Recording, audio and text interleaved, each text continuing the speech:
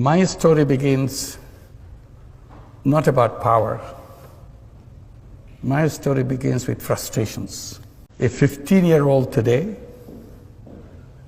is more powerful than probably 35-year-old of other generations. Human being is not one-dimensional being.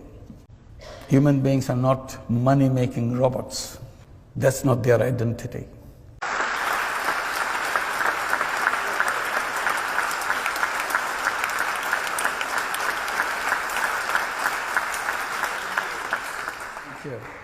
Good evening. The important thing is I made it. So on the way we are worried that maybe we'll be terribly late, but at least not too late.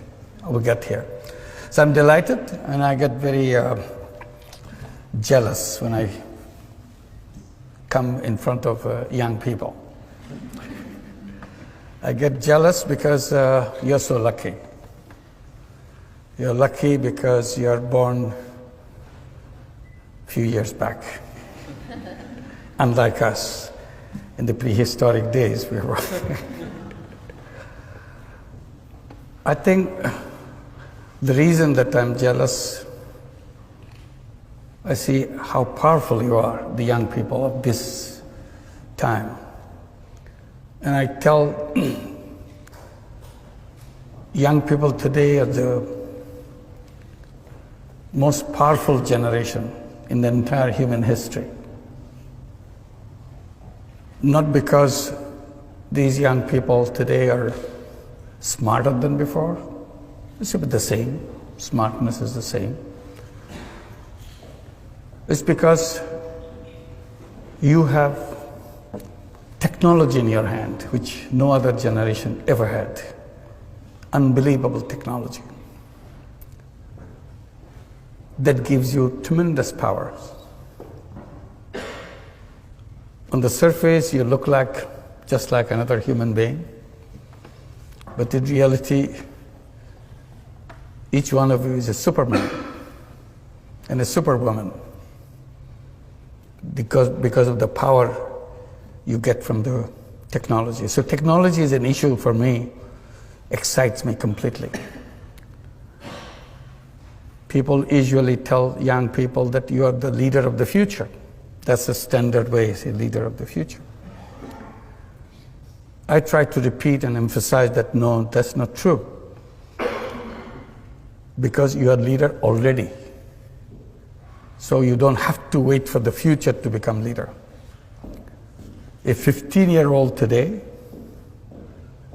is more powerful than probably 35-year-old of other generations. So what do you do with that power? That's the issue I raise. Because if you're not using that power, that will be wasted.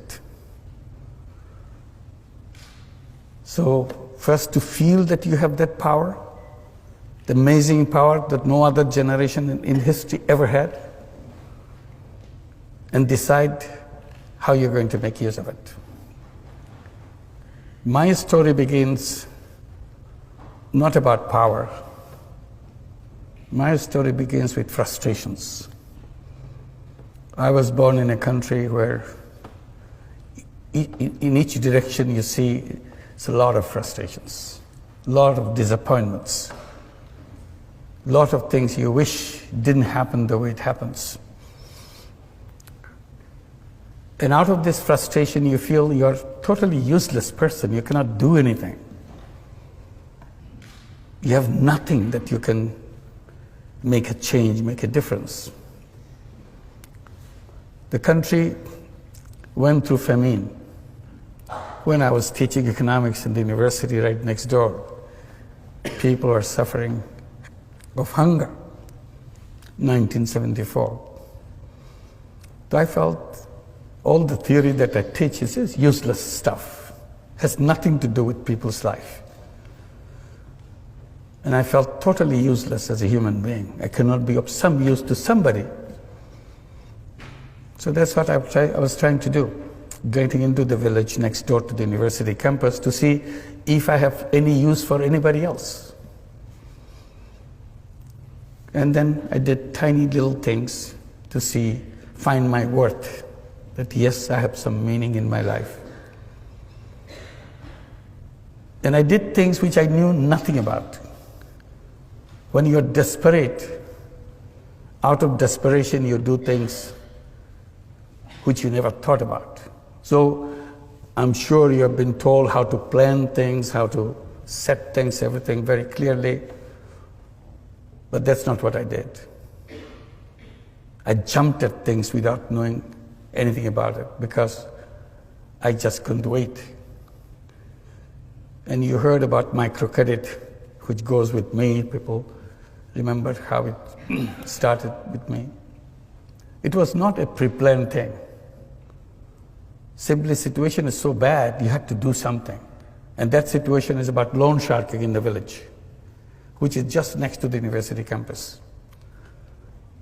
And it's so ugly, feel so terrible that human being can be so heartless, so cruel to each other, giving tiny loans and take control of the full life of those people, turn into slaves because somebody gave you some loan, so he has the right to turn you into slaves. So you see it very clearly. It's not reading in the books. Just be there. You see the person who lends, you see the person who borrowed,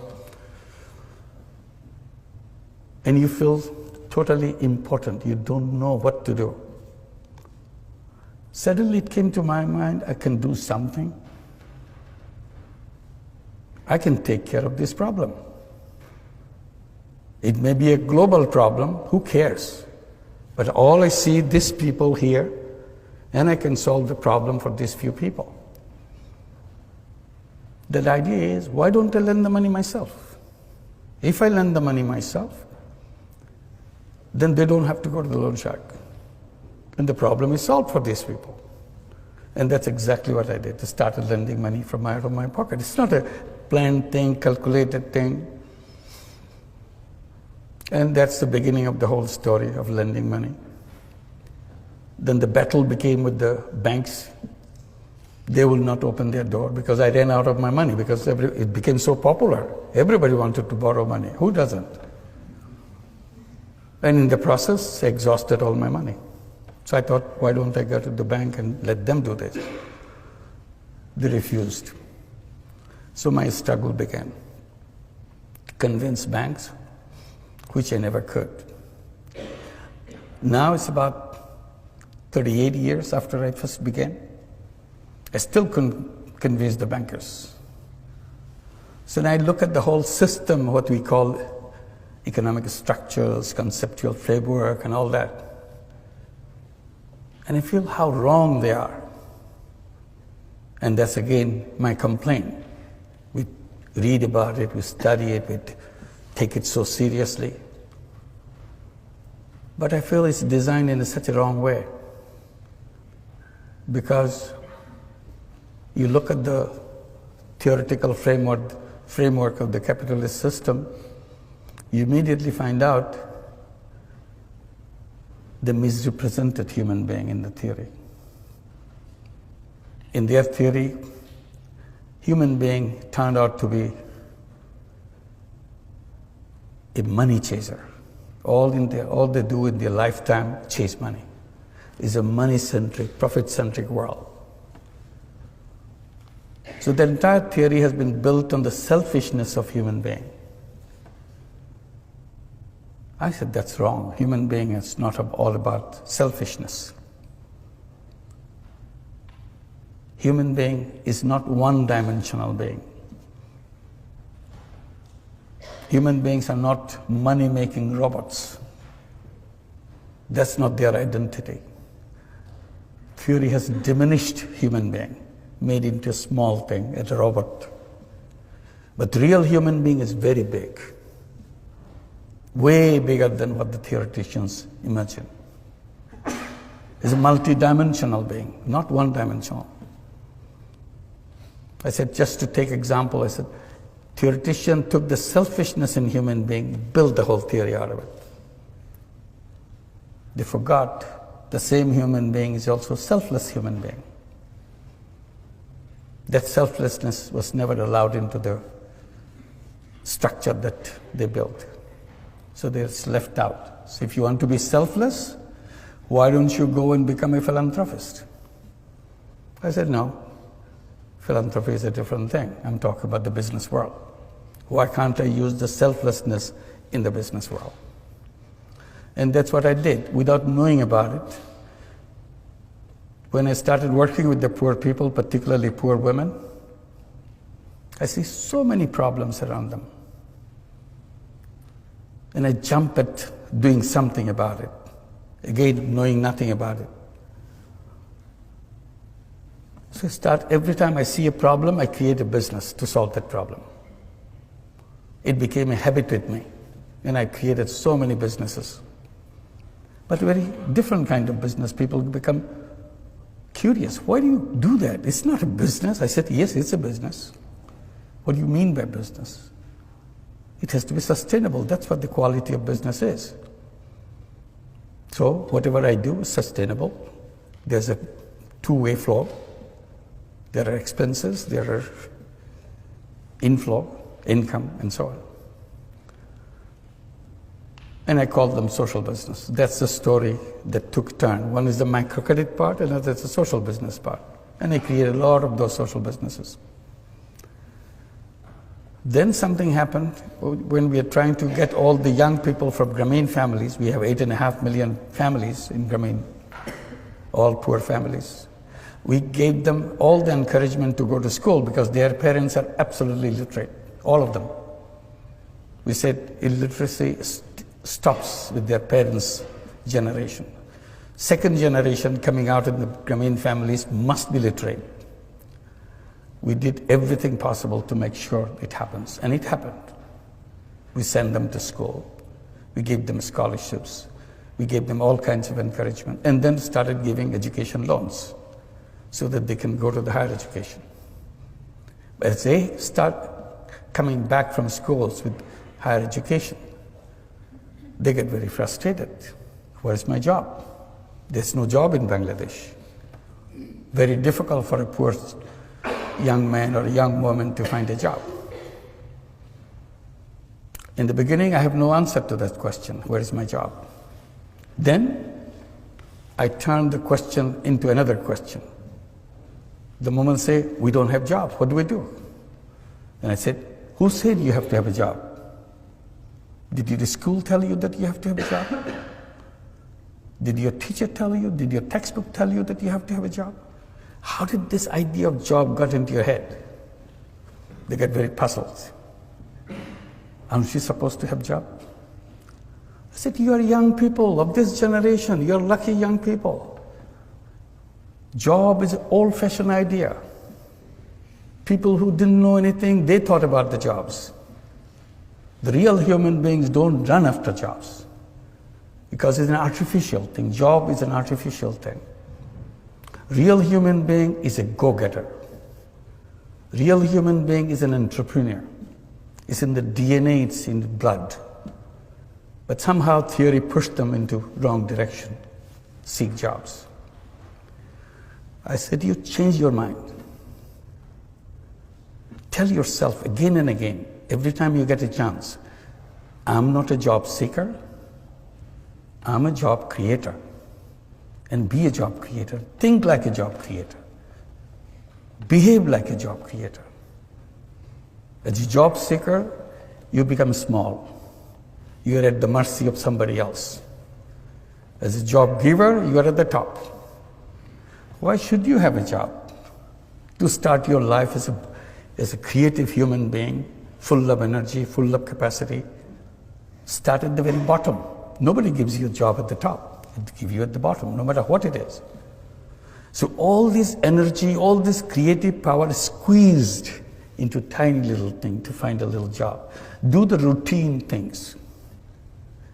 That's not the destiny of a young man, young woman. Young man and young woman should start at the top and use all the creative capacity and change the world. They get very puzzled. I don't have a job, he's making joke with me.